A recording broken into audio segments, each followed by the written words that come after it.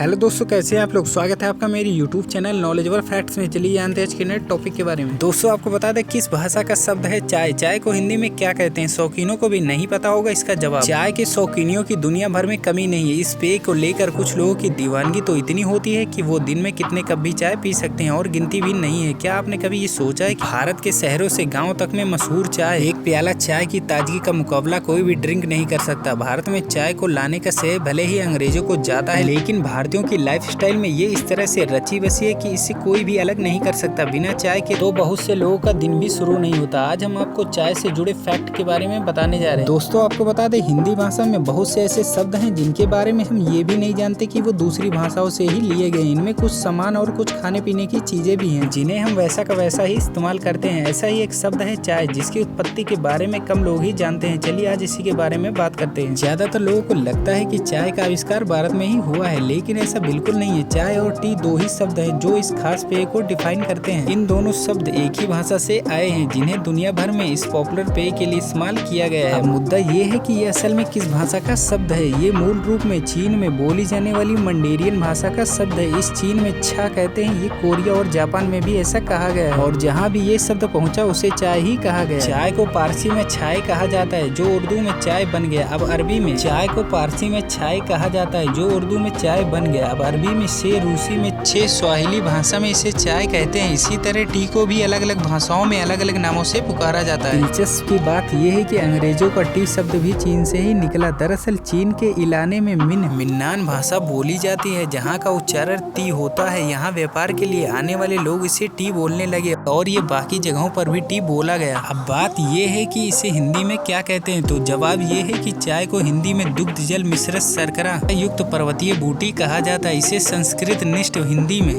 दोषक भी कह सकते हैं। उम्मीद करता हूँ दोस्तों आपको वीडियो पसंद आई होगी। अगर वीडियो पसंद आए तो चैनल को लाइक, शेयर एंड सब्सक्राइब करना ना भूलें।